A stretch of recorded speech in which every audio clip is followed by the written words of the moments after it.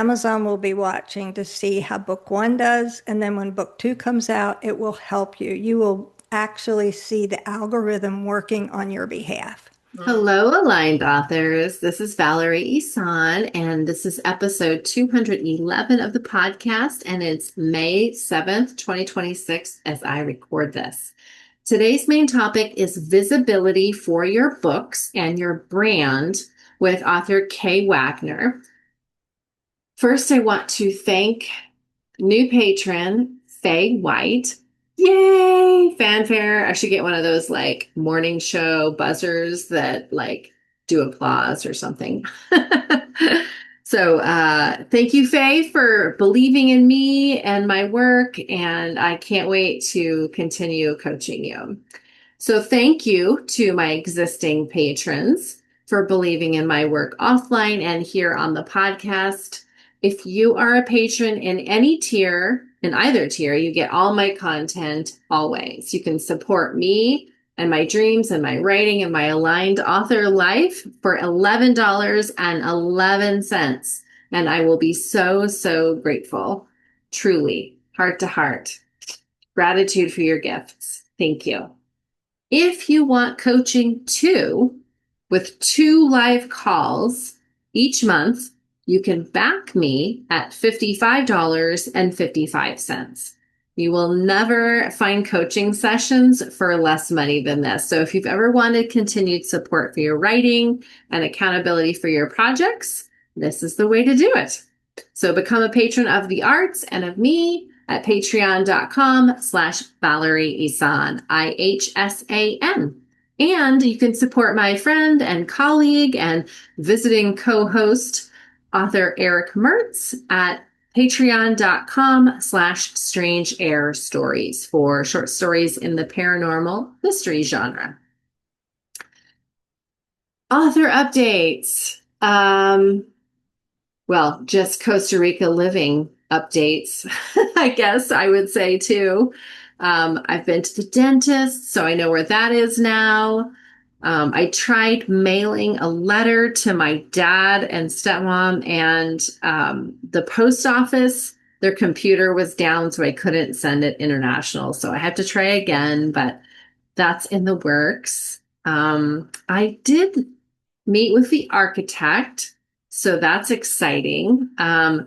We were supposed to check like 2 or 3 different architects, and that sounds like the smart thing to do, but I think we're just going to go with the first guy, you guys. I know that might sound kind of lame on such a big ticket item, but we really liked him, and he came highly recommended by 2 people that we know here in the community. And the architect has the same kind of like aesthetic that we like. And anyway, but he can't start building until September.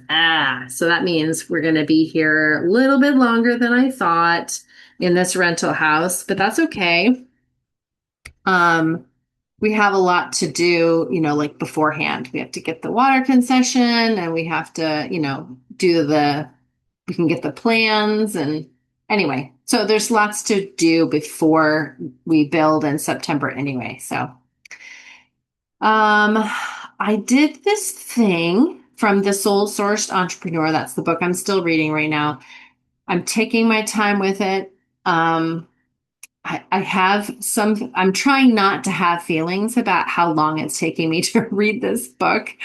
Because as you guys know, sometimes I'm reading like 5 books at once and I'm going through them fast. And, I just haven't, since I've moved here, since I started driving here, I haven't had, like the bandwidth, I think maybe. But there's just so much going on all the time. And I have not as many hours set aside for writing as I used to. There's no hot time to sit in with a book, you guys. So anyway, from the Soul Source Entrepreneur book, there's this thing called the Sunday Summit, and I quite fell in love with it. It's like a weekly reflection. I do the monthly reflections in my passion planner, but this is a weekly reflection, and it was a lot of fun. I really liked it. So I did it on a separate piece of paper and then I like taped it into my planner so that I can have this weekly reflection at the end of each week. So I'm going to try and do it a couple more times and see if it sticks. And then I had a request. This is an author update. I had a request from a follower to bring back, we had this regular patron gathering for all the members, paid and unpaid. I called it Planner Play. And it was kind of an accountability meeting. I don't feel like that's aligned right now with the direction I want to go, but I still wanted to come up with like this, free thing, this free gathering for my patrons. And what I came up with was this micro writing retreat. So hear me out. Say you show up on the Zoom call and we're all cozy in our, cozy clothes, and I light a candle and I draw an oracle card to like set the intention for the evening. We do a little check-in. Everyone will tell one struggle they're having and one win, and then what you're working on that night.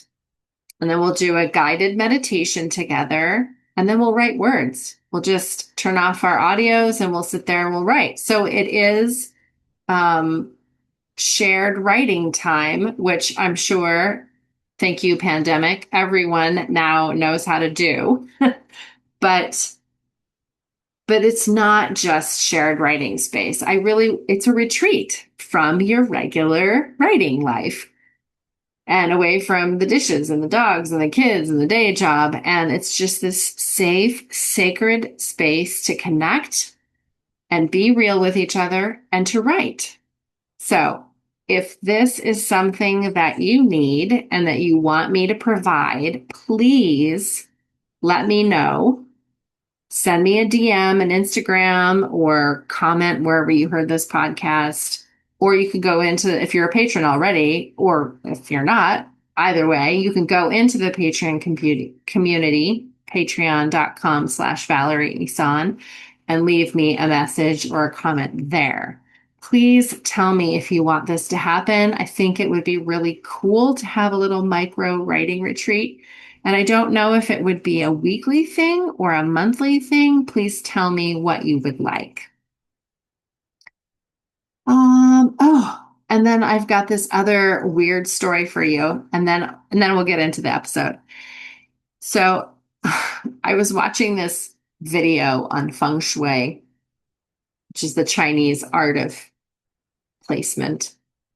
And I created a Bagua map, which is your house set under a grid of 9. And so there's 9 houses, I guess, not houses, that's astrology, but like there's the wealth and prosperity, there's, fame and notoriety, there's children and creativity, there's like 9 different ones.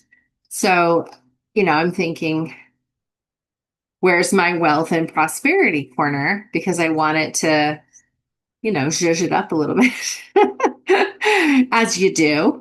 And it happened to be here in this office, which I thought, yay, that's so great. Okay, awesome. My wealth and prosperity 9th is in my office. So that was cool. The same day that I watched this video and do this Bagua map is the same day that a tree falls on our roof and pierces through the ceiling of my office. I have a hole in my wealth and prosperity corner, which I thought was really ironic. So that was yesterday as I record this. So today, my landlord's repairman, handyman came here and got on the roof and pulled chainsawed up the tree, pulled the tree off and laid down new roofing material, and then came inside and like duct taped the hole the ceiling just so no insects or rain could come in. And then next week, he's going to come in with like the proper materials. He has to go buy it first. So, but it's starting on the rainy season here. It's super humid and, with thunder and lightnings like every day almost. So we wanted to make sure no rain could come in and no more bugs. Thank you very much. Okay, let's get into the episode with Kay. I hope you love it as much as I did. It was really great to talk with her. Lots of cool ideas. Kay Wagner is the founder of North Star Marketing and now leads the Bold Authors Network and the Bold Authors Book Agency.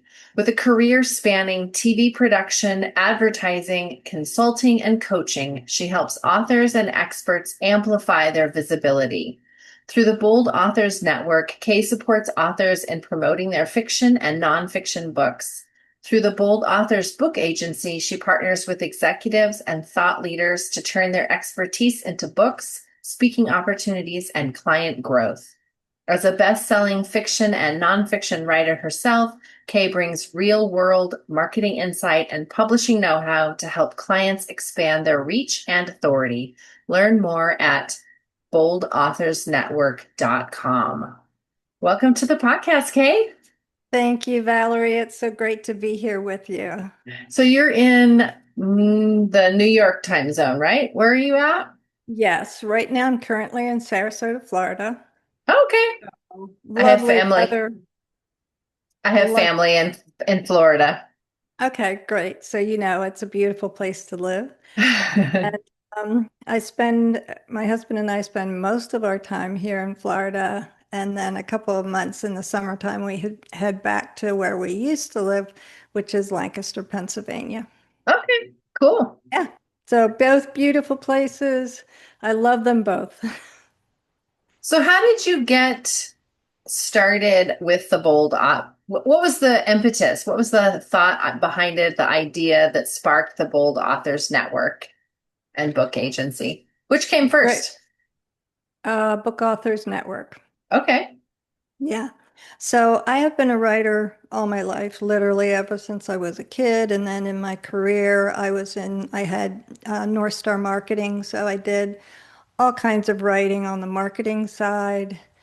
And that also included, when I was running the agency, included writing 2 business books. So the first one was The Power Principles of Marketing, and the second one was The CEO's Little Black Book on Branding. And we created the Little Black Book on Branding with a matte black cover and silver embossed title on it with with a very sleek coil wrapping on it, and it won an international design award for Oh, books. nice. Very Yeah, so cool. we wanted that very chic look for the CEOs, right? And so those 2 business books I wrote, and we literally, Valerie, we made millions from those books, not from the book sales, the sales of the books, but from the books getting me on national speaking stages. Oh, And wow. so, yeah, so I was speaking around the country to CEO groups. My target audience at that time for the marketing agency, North Star Marketing. And so I would go and I would speak to these CEO groups, and inevitably, their VP of sales and marketing would call me a couple of weeks later and say, my CEO saw you speak about branding and marketing, and I'm supposed to call you and see if we can work with you. And so my team and I would put together proposals and off we'd go. So I knew the power of writing very early on, and then I knew the power of a book in terms of being a lead generation for a marketing firm. That marketing expertise and experience is just subtext for everything that I do. So even when I'm writing fiction, I'm thinking about the marketing of that fiction book As you're writing the draft? as I'm writing it. Yes. So it underlies everything because no matter what you do, inevitably you want to sell it. And so fiction, nonfiction, whatever you're writing, copywriting, direct marketing writing, writing for television, film, et cetera, you're always thinking, for me, I'm always thinking as a marketer, like, how do I position this? How do I craft this particular narrative or story so that it has more marketability? And what I realized after I switched from nonfiction to fiction, I realized that most fiction writers do not understand marketing, don't know that they should think about marketing before they ever pick their book title, before they ever make their cover. And so, as fiction writers, they get to the point where they're responsible for marketing and they hate it. And so, because my first series started with Saturday Night at the Trailer Park, I love and that title.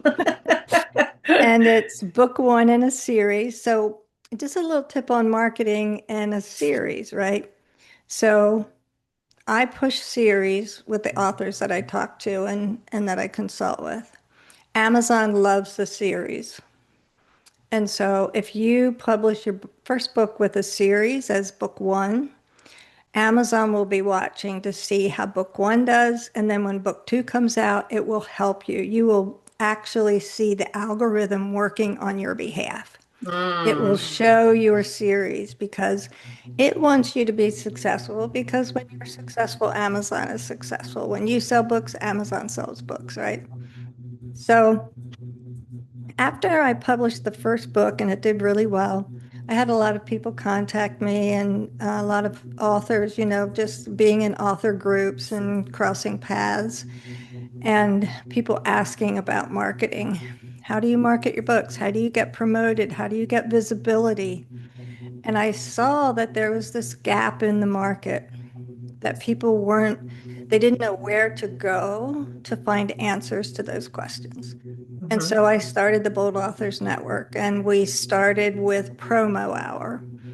So every Monday, and we continue to do this every Monday from 4 to 5 p.m. Eastern, I hold Promo Hour for an hour, and we talk about all things marketing, promoting, how do you sell more books, how do you weave marketing into your books before you ever start, everything about marketing. And so the group continues to grow and the word spreads and people come in.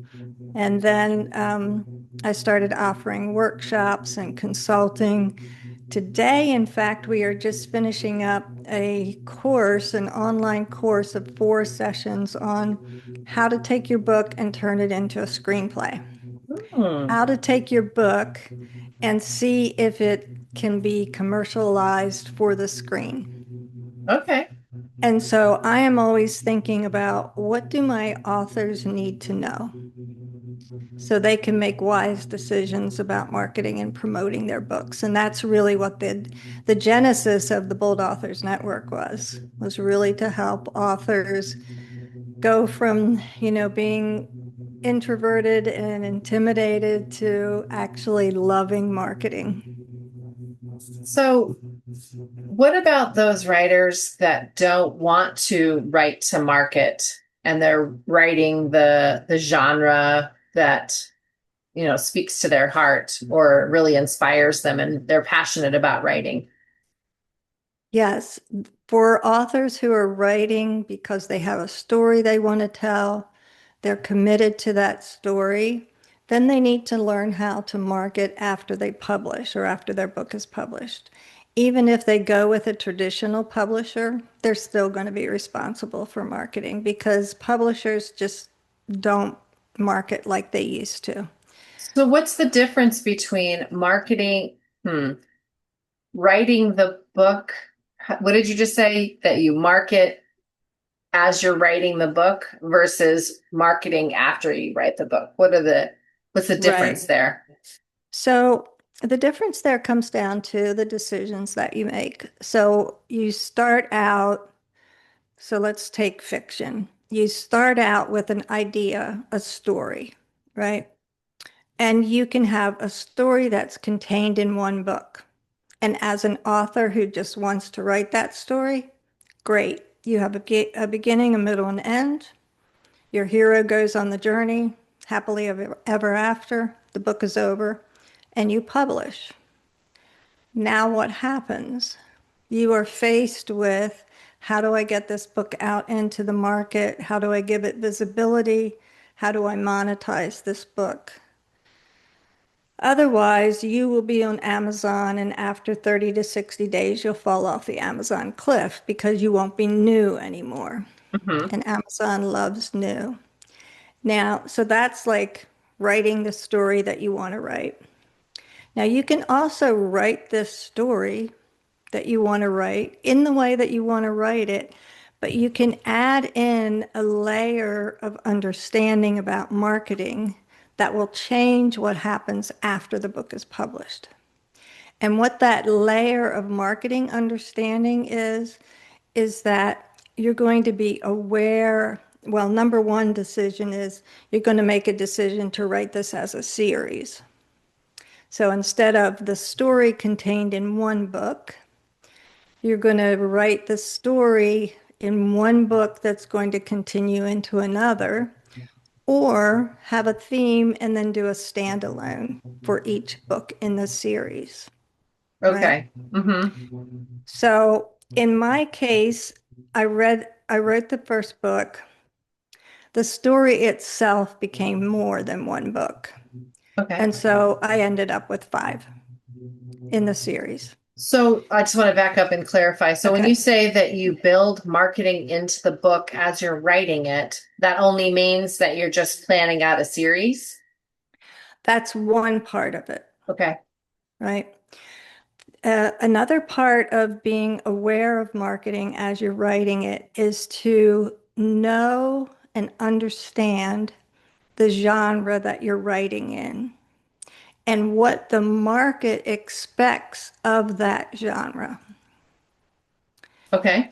What the reader is looking for when they choose a modern fiction as opposed to choosing a romance. So knowing where your story fits on the bookshelf is really, really important. Okay. And so many writers who have a story to tell will write their story, and then afterwards they'll try and fit it into a genre. Is it modern fiction? Is it women's fiction? Is it literary fiction? Is it romance? Is it this or is it that? So knowing what the expectations are from the reader allows you to set your book up for success by meeting those expectations. So in order to become visible, or Mhm. our books to become visible, and our brand too, our Right. person, our author pen name, for instance. Um, I know one of the things you talk about is how to build that visibility without burning out. Because first of all, as introverts, the thought of being visible sometimes is really uncomfortable and scary. And I know a lot of people that have issues with like just being seen at all. Right. So doing the marketing, which is something they don't know about anyway and have to learn and are uncomfortable with, then they've got the fear of being seen anyway. So all of that I can see how would be so taxing on our nervous system that that burnout would be, I mean, inevitable, right? Right. Or It could be. how do you manage it so that you can plug yourself, be visible, market, and not have that adverse reaction? Right. So one of the first things that authors need to understand is that there are two kinds of energy. One is creative energy, and the other is production energy. And so creative energy, the creative spirit that lives within us that will never die. When you're writing and you get into the flow and you're in the creative spirit, it becomes a regenerative energy. It's like you can go into the flow, and for me, I could lose all sense of time. Like literally, if I'm writing in fiction and I have a meeting, I have to set a timer because I will get into the flow, into the story, into the dialogue, and I'll lose track of time. That is creative energy. That is energy that is regenerative. In fact, I think it's probably regenerative at the cellular level. I Oh, think I think that it will help you live longer. nice. There you go, listeners. You must write, Yes.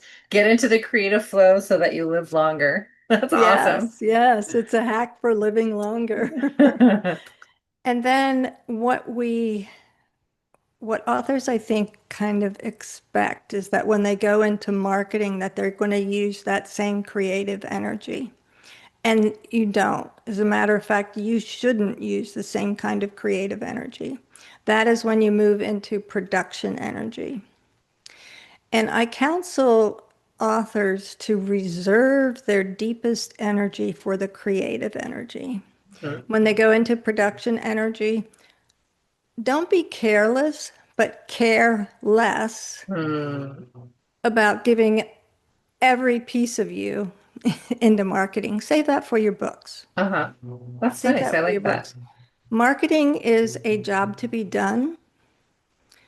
Creative writing for your books is a calling or a creative endeavor. It's two different things. And if we apply the same energy to it, we will burn out. So how do you move into production energy? What are the steps? So production energy is like a to-do list. Like you need a plan. So you need your production, you need your marketing plan. And so the biggest energy drain for authors is that they don't have a plan. And Oh, so okay. as a result, they're doing what you were talking about. Try this, try that, try this, try that. We'll try that. Oh, I read this and somebody, their TikTok went viral and they sold 1,000 books. That's not true. That's not how it works. It just doesn't work that way. And so we get this envy of others' supposed tricks and hacks and successes that are not like what would work for our situation. No two situations are the same. Somebody can sell well on TikTok because they've spent a couple of years building their audience. If you're a new author, you have to understand that production, getting visibility, getting the word out, advertising, promotions, marketing takes time. It's like baking a cake. If you expect the cake to be done in 10 minutes, you're going to say, cakes don't work. So patience Baking, then. yeah, Have a baking cakes. marketing plan and have patience. Have a marketing plan, show up, stand out, be distinctive, and have patience.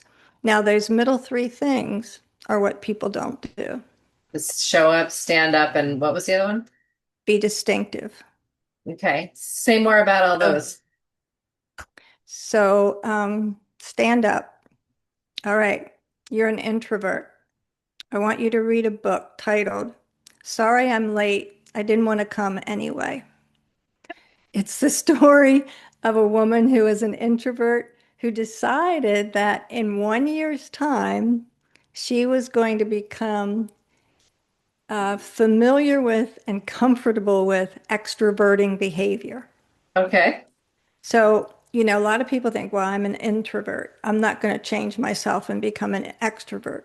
And I don't think you should, but I do think authors who are introverts, and 75% of all fiction authors are introverts, I think you need to understand that this job of marketing for your book requires extroverting behavior.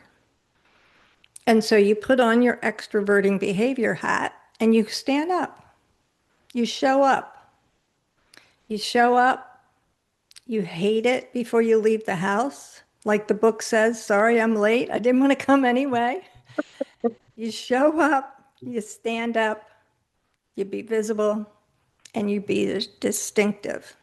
Now, being distinctive means that you find what your uniqueness is and you play on that. And so it's not, I'll tell you a story, Valerie. So, a friend of mine, this is about being distinctive, right? A Hmm. friend of mine, this was a long time ago, was in an interview for being a flight attendant with one of the airlines, and it was a mass interview. Hmm. And so they would pull people in one by one and do the interview, short interview. So it was her turn. She went in, she went through all the stuff, all the questions. And at the end, they said, so what makes you different? Why should we hire you rather than anybody else? And she's like, oh, she said, the only thing I could remember, think of, Kay, was that I yodel. And she said, and so I said to them, I can yodel. And they're like, you can what? She said, yeah, I can yodel. So she yodeled and she got the job right away.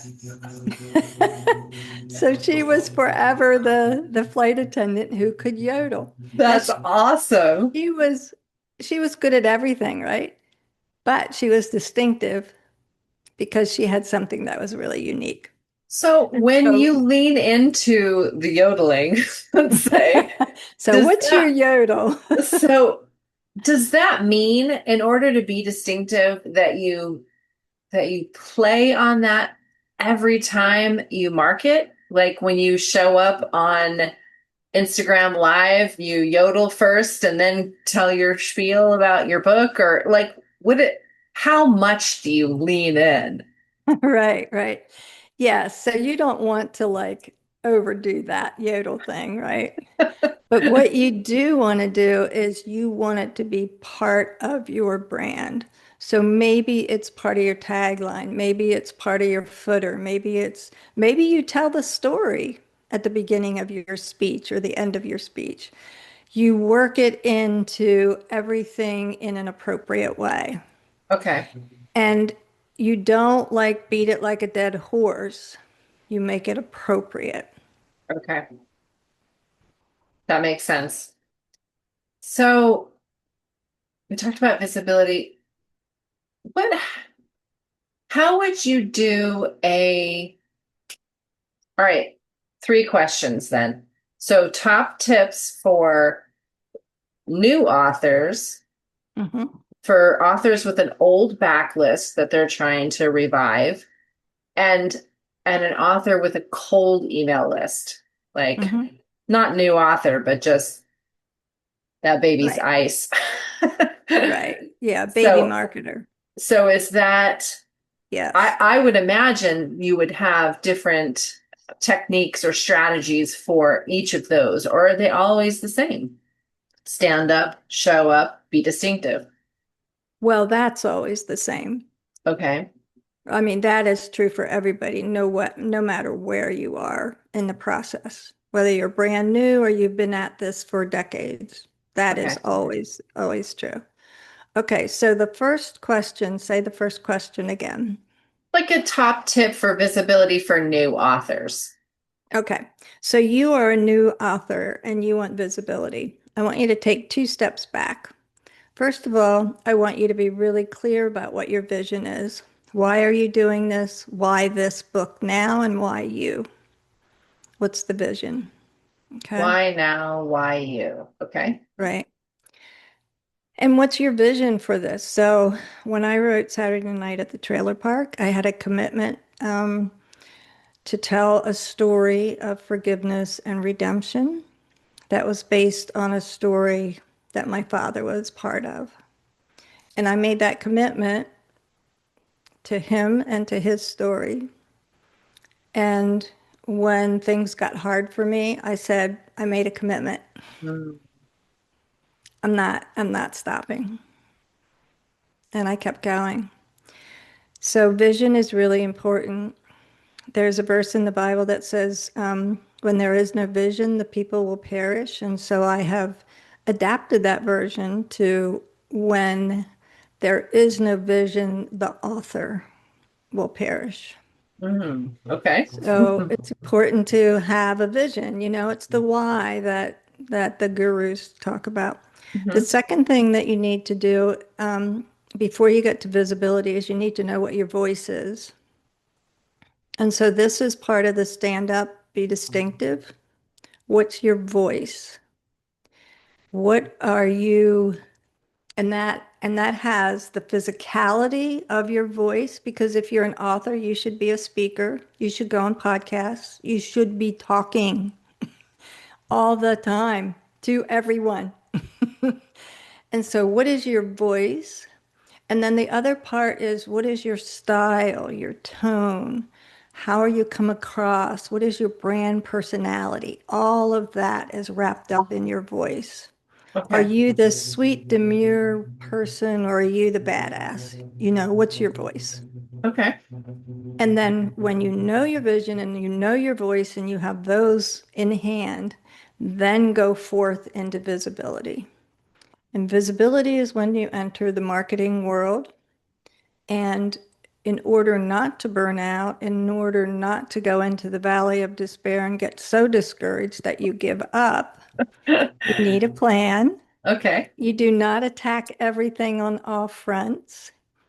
You use Amazon to the best of your capabilities, because Amazon is a huge marketing machine and will work for you. Its algorithm will. You learn how to use AI for marketing copy. You learn what works best for your genre in your lane. Okay. And then you put a plan, and then you add to the plan. Once you've had one successful venue or vehicle work for you, then you add another one. Don't start everywhere. So sometimes I talk about it like it's a horse race. You have one horse and you move that horse forward. Then you put another horse in the race and you move that horse forward. Occasionally you have to take a horse out to pasture, but you do it with intention. And we are in a world where there are a lot of shiny objects and a lot of failed promises. And it's easy for people to reach for shiny objects and then be really in despair because they're not for everyone. What Hmm. worked for one person doesn't necessarily work for the other. Excellent. I really love all those. So then for authors with an old backlist, is there Yes. anything that's different that you would say to them? Yes. So, in addition to making sure that they know their vision and their voice, right? What authors with a backlist have to do, and this can be painful, my friends, if if your book is not selling, if you're struggling to get book sales, you have to look at your cover. You have to look at the book itself. Maybe your cover is keeping people from buying your book. And this is where marketing comes in, Valerie. Maybe your cover looks like a romance, but it's really a modern fiction. Maybe you love mystery, and so you loved a mystery cover, but your book is really more of a romantic suspense. And those are two different looks. And so people fall in love with their covers, Hmm. but if your book isn't selling, your cover is a big part of that. I know that covers styles change, through the Mhm. decades, what's popular and what's trending Right, and the genre expectations. I think what you're talking about, like I know by looking at this cover, this is, paranormal romance or whatever. right. So how often would you say you would need to change the covers then? If a series is doing well, it makes sense to like don't touch it because it's Right, working. right. But if it starts losing sales and, maybe it's been out for 10 years, Would you say like, okay, every 5 to 10 years, check out the trends and change all your covers or? Yeah, I would say that the major trends will change over 5 years to 6 years. And if you have a backlist that's 10 years older, that would be part of the revitalization. Okay. Now, if you have a series that continues to do well, year 6, 7, 8, 9, 10, then people are looking for the similarity. They're looking for a cover that they've seen, they saw it in the bookshelf or they saw it on Amazon or they saw it, on the beach somewhere, Mhm. and they're looking for that specific cover. So you don't want to change it. But if we're talking about books who have had the air go out of them and That's a need polite way of saying revitaliz- it. need revitalization, then a new cover can be like, oh, let's look Oh, at this. This is new. This is, this looks interesting. exciting. Hmm. Yeah, yeah. And you should also check your manuscript at that time as well. Or just typos, or what do you mean? No, no, for your story. Is your story still relevant? Is your story, Um, look at your reviews. Are there things in your reviews that say, reflect something in the story that maybe, for example, did you rush the ending? Was the beginning too long? Did it take too long to get to the main crisis? Just, readers will write about things like that. And if you're going to redo your books and go into, the second iteration of them, why not, make it better? so if you're going to change the manuscript and the cover, though, you would need a new ISBN, wouldn't you? And then you would lose all your old reviews. No, it depends on what the percentage is. Okay. Amazon looks at it, I think it's like 10 to 15%. So you're not talking about a major overhaul. Okay. I mean, you can change a cover anytime. Right. Amazon won't, ding you for that. But if you change too much of the content itself, Amazon will view it as a separate book. And that's not what I'm advocating for. I'm just saying if there are areas to clean up, Mhm. now's the time to clean them up if you're going to be doing an overhaul anyway. Okay. And then with a cold email list, or, I mean, it seems like if you are doing well in your marketing, you don't have a cold email list. So I'm not Correct. sure like what the parameters are on that, but maybe If you're not a you, new author and you've got several books out, but you just aren't marketing at all. Like, I guess you could yeah. start like the new author and just make sure your branding and messaging and, go through all that again. But any extra tips for just revitalizing a cold email list? Yes. So if you are a successful author, it is highly, highly likely that you have a good email list. If you are a mid-level author, it's likely that you know enough to have an email list, but you may not be managing it properly. And to that author, I would say consistency and congruency are the two most important things. Get on a regular mailing schedule. Talk about your books, write more books. The number one rule, really, Valerie, is write more books. Okay. If you are struggling, write more books because Amazon rewards more books, particularly if they are in a series. And that is a key distinction. Not just more books for more books, but if you do a series, fiction or nonfiction, Amazon will reward you. But I would say with an email list, learn the rules of email, learn how to tell stories in email, learn how to make offers, learn how to create offers and sell offers in email. By offers, do And you mean selling your books or? your book is one offer, right? But here's the issue with the one offer being the book. What are books? If you look at them from a product lens, a book is a one purchase, low ticket, low price item bought once in a very competitive market. extremely competitive market. So what does an author need to do? An author needs to go beyond one book. One way to do it is to create a series. Okay, now you have two offers. You have a book plus you have series. Another way to do it is to find out what the theme is, what's going on in that book or the series that your readers love, and produce more books of that, or take that and package it. Package the theme. You can package the theme. You can, if it's nonfiction, it's easier to do because nonfiction usually is a solution to a problem, right? In fiction, you have to be creative and find those things. And here's where the marketing before you write comes in. When you write, knowing that you're going to be writing books and making offers, you start to think a little differently. You write a book and you say, how can I create events, retreats, author talks, coaching, products, Like merchandise or merchandise?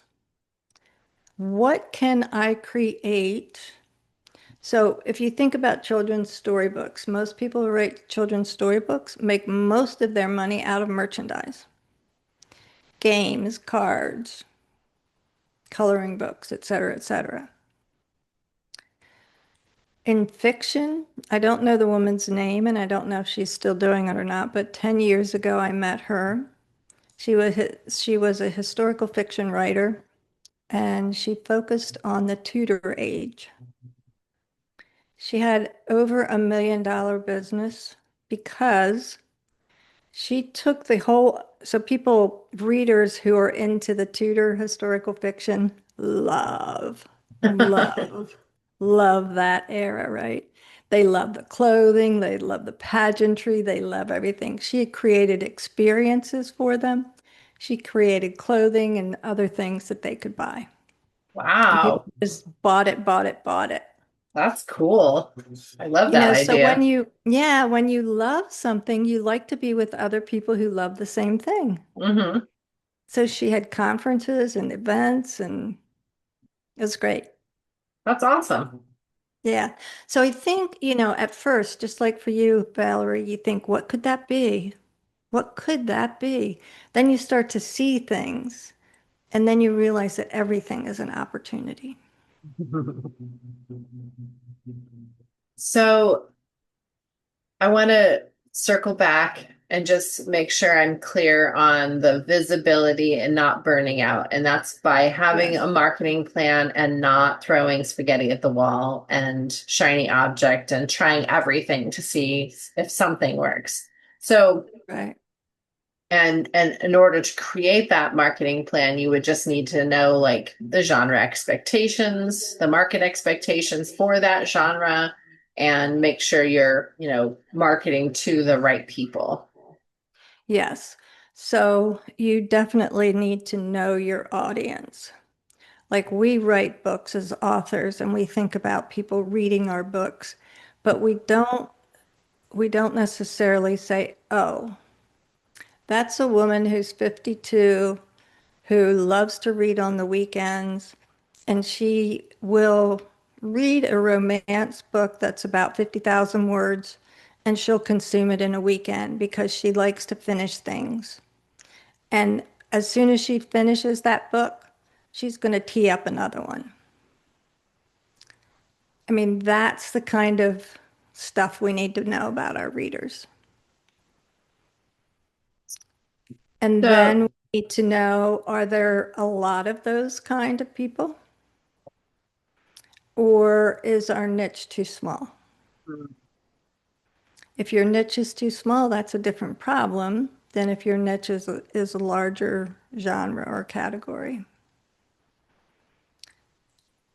so when you talked earlier about creative and production energy and when it's time to be visible and stand up, being able to um, put on that production energy hat, are there other Skills. I mean, just putting on the hat kind of doesn't say a lot. No, you need a horse to ride. The hat is just for looks. You need the horse to ride. So the No, you need to promotion get help. tips or not tips, but like skills. What do we need to know?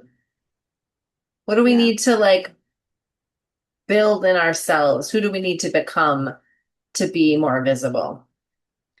right. So I named it the Bold Authors Network for a reason.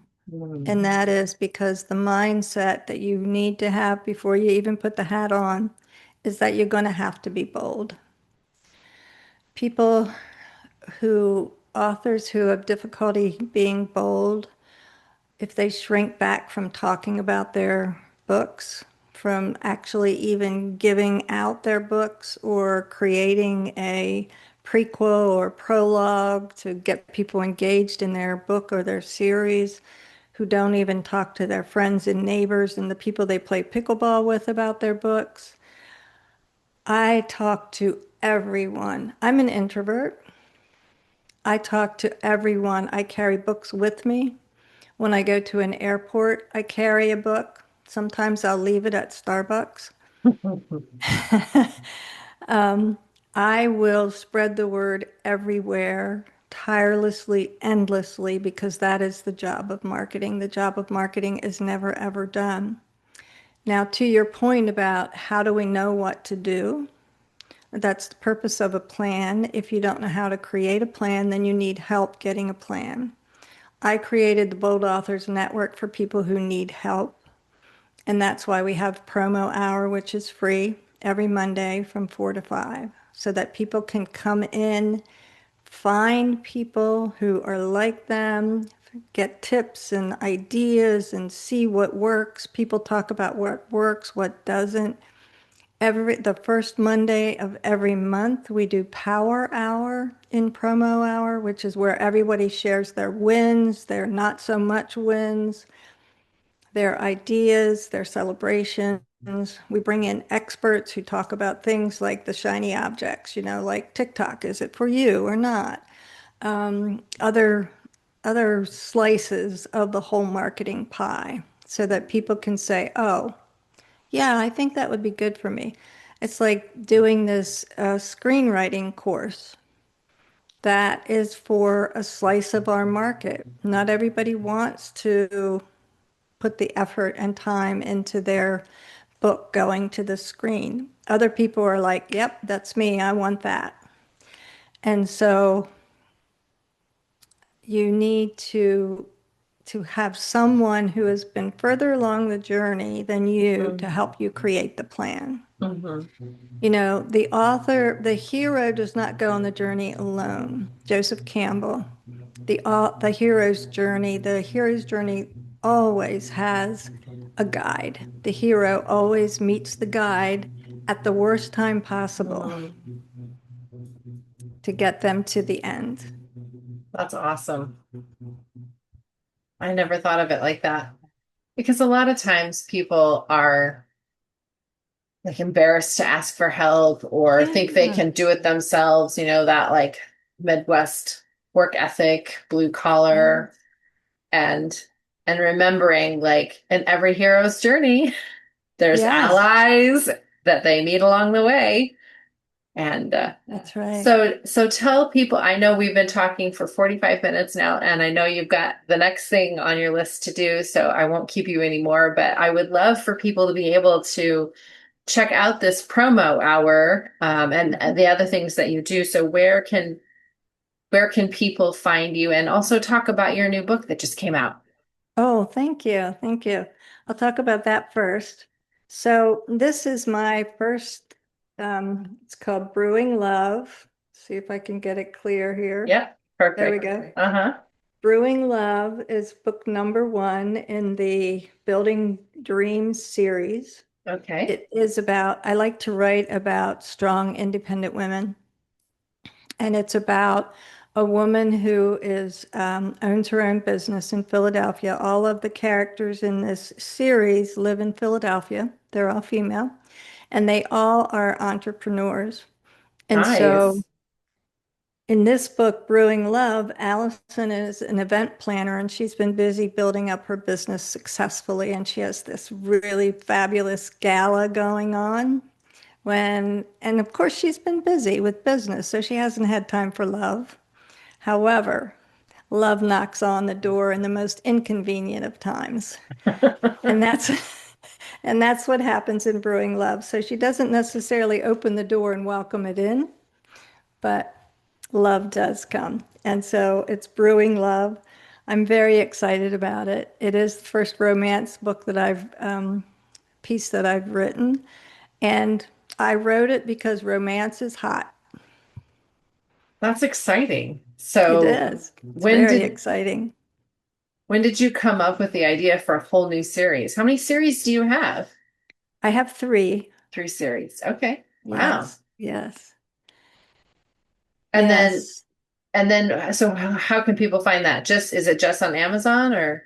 Yes, it's on Amazon. I just put it into pre-order on May 5th, which is Cinco de Mayo, which is also my wedding anniversary, which is Oh. also the launch of Brewing Love. So it's a triple win. Apropos, yeah. It's a win, win, Happy win. anniversary. Thank you. Thank you. And people can enter into the world of the Bold Authors Network by going to www.boldauthorsnetwork.com. Very Okay. simple.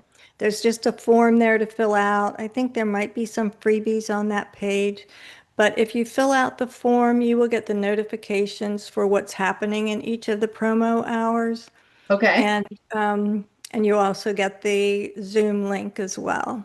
In the email. And yes, Okay. yes, via email. And so it's very simple. I have taken the friction out of it completely. I don't ask people to register, every meeting. It's like a one-time registration and you just show up every time, or you get the email and your schedule and you figure out if you're going to be there or not. That's cool. Yeah, we have a very strong community, a community that supports each other. When you go through a launch, you'll find ARC readers, you'll find people who will do read and reviews for you. You can do market research, get comps and feedback on book covers, book cover one, book cover two. Um, So it's a little research group when it needs to be, and we do that's all awesome. things, yeah, all things related to book marketing. That's so great. I'm so glad that you do that for authors. Yeah, thank you. I love it. Thank you so much for coming on the podcast. It was really awesome to meet you, to talk with you, to pick your brain a little bit about visibility and author branding and marketing. So I am definitely going to go check out boldauthors.network.com. Thank you, Valerie. I'm going to look for you. See you then. Bye, bye for now. Bye for now.